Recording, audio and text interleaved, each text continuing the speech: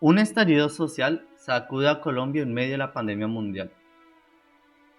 ¿Es acaso preferible arriesgarlo todo en las calles a seguir manteniendo el status quo? Y no, no solamente se toman riesgos con la pandemia galopante en el país, las mismas implicaciones de unas multitudinarias marchas es toda una auténtica guerra desde frentes diversos. El frente principal, las calles. En el paro, las ciudades parecen más cercanas a un paisaje de guerra que a zonas de protesta social, entre disparos de la policía, ataques con artillería aparentemente no letal y la respuesta en forma de enfrentamientos generando auténticos combates urbanos. El segundo frente está en los hogares. Las familias de los marchantes y policías tienen que ver con zozobra cómo sus hijos se van al frente de batalla. Otras familias tratan de evitar que el caos llegue a sus hogares, impidiendo por miedos, algunos bastante justificados, la militancia en las marchas de ellos o algunos de sus miembros. Las familias más periféricas enfrentan las consecuencias de la violencia en mayor medida. Quienes nos guste o no, entre el caos, los gases y otros, son los más vulnerables y por lo tanto los más afectados. El tercer frente es el ideológico. ¿Piensa usted acaso que las marchas son solo terrorismo urbano de baja intensidad? ¿La situación del país es tan insostenible que la crisis solo fue la dinamita para la explosión social? ¿El caos es planeado y premeditado? ¿La violencia generalizada es solo la consecuencia de la ineptitud del gobierno y la mediocridad del Estado? El frente número 4 está en la cuestión política. El uribismo es el salvador de la democracia y por lo tanto linterna moral para los habitantes de la nación. ¿La política es acaso muy blanda con la destrucción y los saqueos? ¿O la injusticia generalizada por parte del Estado es la causante de un auténtico caos entre la rabia justa, el renacer de las células paramilitares y la impunidad de los agentes policiales?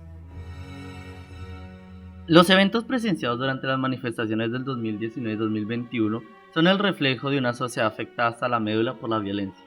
Entre miedos, rencores, angustias, rabias y un largo etcétera se esconden las marcas de un conflicto armado de más de 50 años y la culminación del mismo mediante unos acuerdos de paz en La Habana.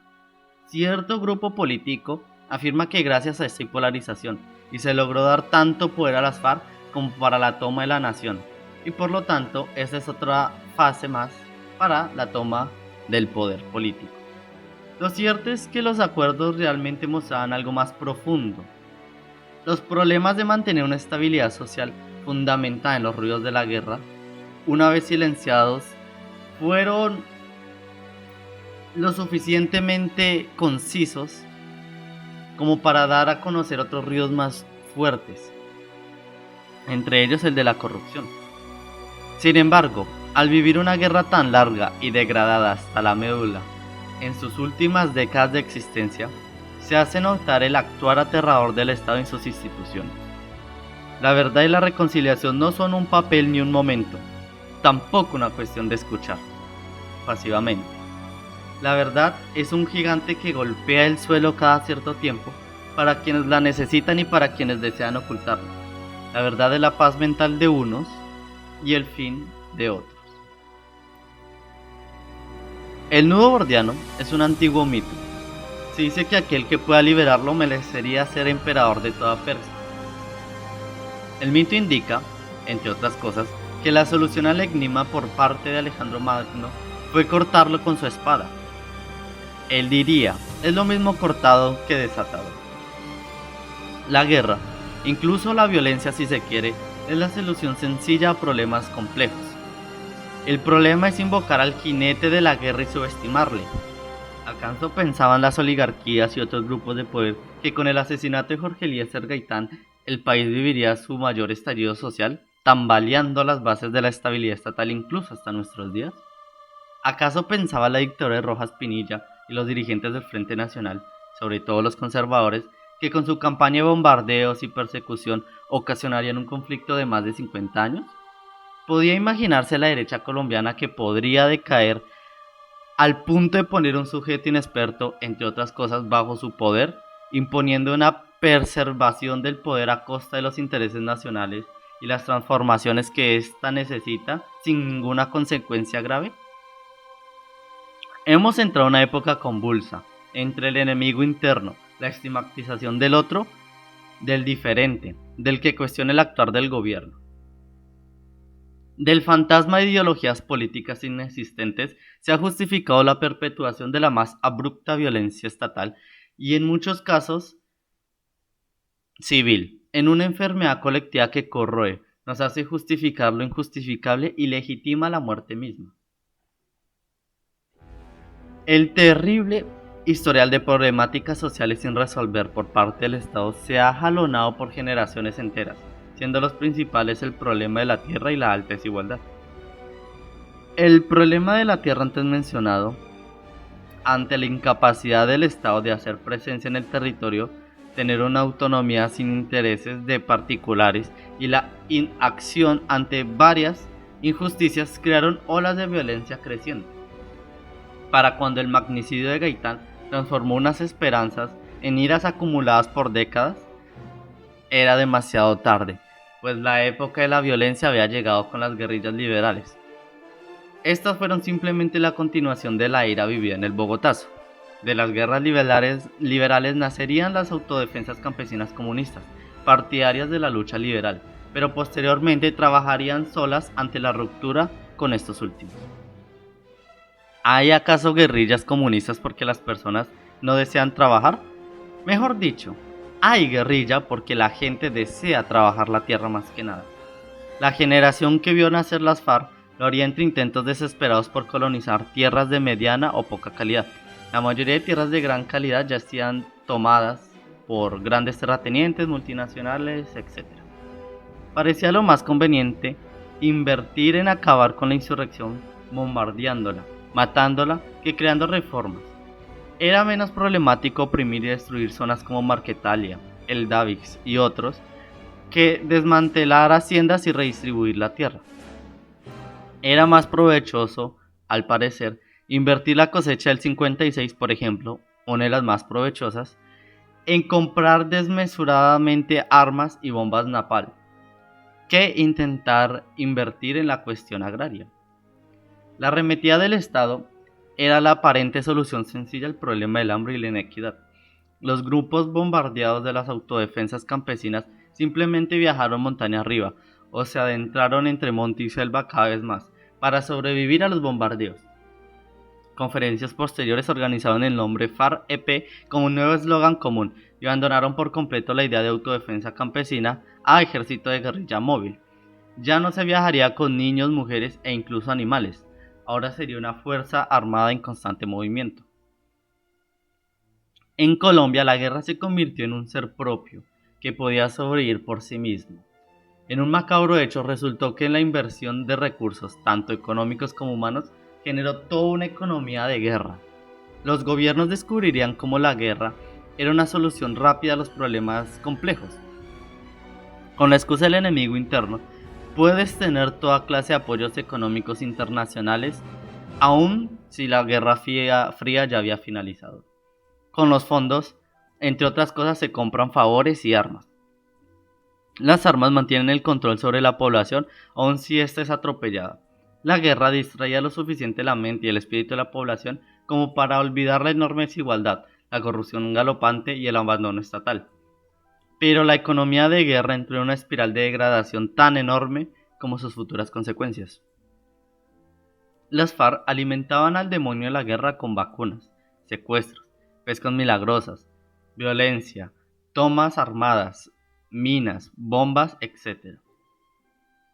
El Estado lo alimentaba con bombardeos muchas veces indiscriminados, persecución violenta, y en medio se alimentaba el paramilitarismo, ejércitos privados al mando de grandes grupos económicos desde terratenientes hasta narcotraficantes.